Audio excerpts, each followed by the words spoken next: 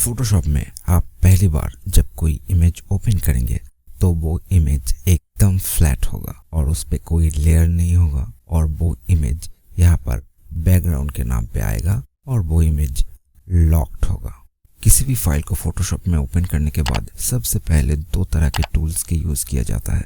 एक होता है जूम टूल और दूसरा होता है हैंड टूल। यहाँ पर मैग्नीफाइंग ग्लास की तरह जो छोटा आइकन दिख रहा है आपको, इसे कहते हैं जूम टूल, और ठीक उसके ऊपर हैंड की तरह जो आइकन आपको दिख रहा है उसे कहते हैं हैंड टूल। आज हम जूम टूल और हैंड टूल का यूज बहुत अच्छी तरह से सीखेंगे। सबसे पहले किसी भी इमेज को आप फोटोशॉप में ओपन कीजिए, जैसे मैंने इस इमेज को ओपन किया है। इमेज को ओपन करने के बाद आप जाएंगे व्यू मेनू में, जूम इन या फिर कंट्रोल प्लस दबाएंगे, जूम हुआ, और फिर व्यू मेनू में जाएंगे, जूम आउट या फिर कंट्रोल माइनस दबाएंगे, जूम आउट। फिर से व्यू मेनू में जाएंगे, फिट ऑन स्क्रीन या फिर कंट्रोल और 0 दबाएंगे तो ये इमेज स्क्रीन पे फिट हो जाएगा। यहाँ पर आप देखिए ये इमेज स्क्रीन पे फिट है। 32.1% पे स्क्रीन पे ये इमेज फिट है। लेकिन आप अगर इस जूम टूल के ऊपर डबल क्लिक करेंगे तो फिर ये इमेज 100% व्यू में आपको दिखेगा स्क्रीन पे। और अगर हैंड टूल के ऊपर अगर आप डबल क्लिक करेंगे तो फिर से वो इमेज आपको 32.1% जो कि स्क्रीन पे फिट आएगा। यहाँ पर हमने इमेज की साइज के ऊपर कोई छेड़खानी नहीं की है, सिर्फ इमेज को जूम किया है और जूम आउट किया है। फोटोशॉप में किसी भी इमेज के ऊपर अगर आप काम करेंगे तो उस इमेज को जूम करने के लिए आपको बार बार व्यू मेन्यू में जाने की जरूरत नहीं है। आप यहाँ पर आएंगे, यहाँ पर जो मैग्नीफाइंग ग्लास की तरह जो आइकन दिख रहा है इसे कहते हैं जूम टूल। इसका शॉर्टकट की कीबोर्ड से Z दबा दीजिए। देखिए आपका कर्सर चेंज होके ये कुछ मैग्नीफाइंग ग्लास के अंदर प्लस आइकन की तरह आपको दिख रहा है। मान लीजिए मैं इस आदमी के ऊपर जूम करना चाहता हूँ, पूरा स्क्रीन पे इस आदमी को देखना चाहता हूँ, तो यहाँ पर सिर्फ क्लिक करके दबा के रखिए बस। और फिर जूम आउट करना होता है, कीबोर्ड से ऑल्ट दबाइए और फिर क्लिक करके दबा के रखिए। एक बार क्लिक करके आप ड्रैग कीजिए दाएं तो जूम इन होगा और फिर क्लिक करके बाएं तो जूम आउट होगा। या फिर आपकी जूम अगर प्रॉपर तरीके से स्क्रीन पे नहीं आया जैसा आप देखना चाहते हैं तब आप कीबोर्ड से H दबाएंगे। H दबाने से आपका कर्सर एक हैंड के आकार में आ जाएगा। आप इससे इमेज को पकड़ के ड्रैग करके आप स्क्रीन पे आपके काम के अनुसार फिट कर सकते हैं। फोटोशॉप में किसी भी इमेज को आप अप टू 12,800% जूम कर सकते हो और फिर कंट्रोल 0 दबाने के बाद वो स्क्रीन पे फिट हो जाता है 32.1% पे। ये स्क्रीन के ऊपर डिपेंड करता है आपकी स्क्रीन का साइज क्या है, लेकिन मेरी स्क्रीन के ऊपर ये 32.1% पे फिट है।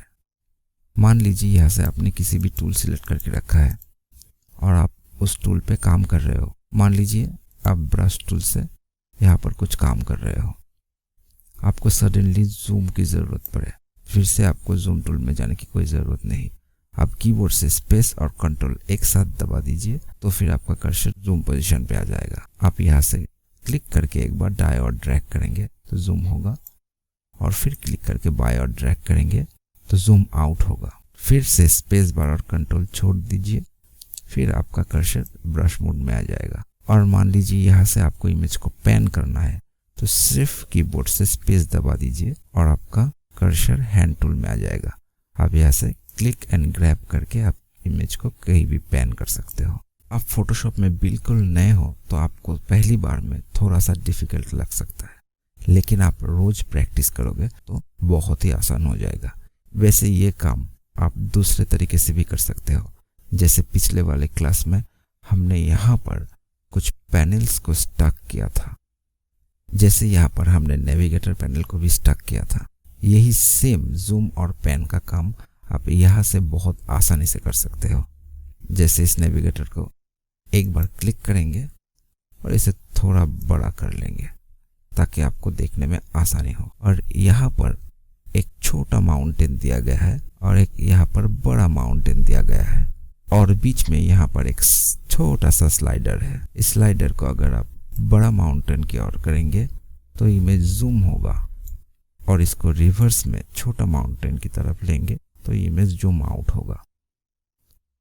अगर ये जूम करेंगे तो यहाँ पर एक बाउंडिंग बॉक्स आपको अगर दिख रहा है लाल रंग का, इसे कहते हैं पैनिंग विंडो। आप इस विंडो में कर्सर लेके क्लिक करके आप इमेज की किसी भी पोजीशन में लेंगे तो वही पोजीशन आपको डिस्प्ले में भी दिखाई देगा। यह है नेविगेटर पैनल का काम। आप इमेज को यहाँ से बहुत दूर जूम कर सकते हो। मान लीजिए इस आदमी को मुझे देखना है तो इस पैनिंग विंडो को मैं क्लिक करके इस आदमी को ऊपर छोड़ूंगा और यहाँ से नेविगेटर को ऑफ कर दूंगा। देखिए वो आदमी स्क्रीन पे दिख रहा है मुझे। और फिर से यहाँ से नेविगेटर में जाऊंगा और स्लाइडर को बाय और ड्रैग करके जूम आउट करूंगा।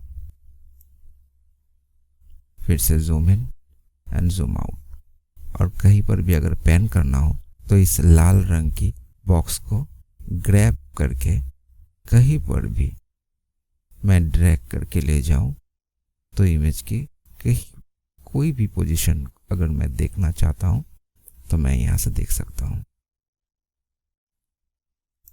आपको जो ज्यादा कन्वीनियंट लगे अब वही तरीका यूज कीजिए जूम और पैनिंग के लिए। और यहाँ पर थोड़ा गौर से देखिए, हर एक टूल की नीचे दाएं और एक छोटा सा डॉट आपको दिख रहा है, मतलब उस टूल के अंदर भी कुछ हिडन टूल मौजूद है। और यहाँ पर हैंड टूल के भी नीचे दाएं और ये एक छोटा सा डॉट है, मतलब हैंड टूल के अंदर भी हिडन टूल है। और उस हिडन टूल को एक्सेस करने के लिए हमें उस टूल के ऊपर जाके क्लिक करके दबा के रखना है। तो फिर देखिए हैंड टूल के अंदर रोटेट व्यू टूल भी है। चलिए रोटेट व्यू टूल का काम देखते हैं। तो रोटेट टूल सिलेक्ट करने के बाद आप इमेज के किसी भी पोजीशन को या पूरा इमेज को आप रोटेट करके देख सकते हो। जैसे कि इस इमेज की इस पोजीशन में मुझे रोटेट करके इस बोर्ड को देखना है। रोटेट टूल सिलेक्ट करने के बाद आप अगर एक बार क्लिक करके दाएं और ड्रैग करेंगे तो इस पूरा इमेज को आप क्लॉकवाइज रोटेट कर सकेंगे। और फिर से बाएं और ड्रैग करेंगे तो एंटी क्लॉकवाइज रोटेट कर सकेंगे। ऐसे दाएं और ऐसे बाएं और फिर से रोटेट टूल के ऊपर अगर आप डबल क्लिक कर देंगे तो इमेज जैसा था वैसे ही पोजीशन में आ जाएगा। तो आज हमने देखा जूम टूल, हैंड टूल और हैंड टूल में एक हिडन टूल, रोटेट टूल और नेविगेटर टूल का काम। आपको अच्छी तरह से समझ में आ गया होगा। अगर आपको पहली बार में थोड़ा सा डिफिकल्ट लगता है और आप याद नहीं रख पा रहे हो तो आप बार बार इस वीडियो को देखो और बार बार प्रैक्टिस करो। जितना प्रैक्टिस करोगे उतना ही आपके लिए आसान होगा। पहली बार में शायद आपको थोड़ा सा डिफिकल्ट लगे जूम करना, पैन करना, लेकिन आप बार बार अगर प्रैक्टिस करोगे तो आपके लिए बहुत आसान हो जाता है। इस वीडियो में इतना ही था। अगर आपको मेरा ये वीडियो पसंद आया तो मेरे इस चैनल को सब्सक्राइब कीजिए, लाइक कीजिए इस वीडियो को एंड अपने दोस्तों के साथ शेयर कीजिए और उस बेल आइकन को दबा दीजिए ताकि जब भी मैं नई वीडियो अपलोड करूं आपकी उसकी नोटिफिकेशन तुरंत पहुंचे। मिलते हैं जल्दी अगले वीडियो में। Thanks for watching guys.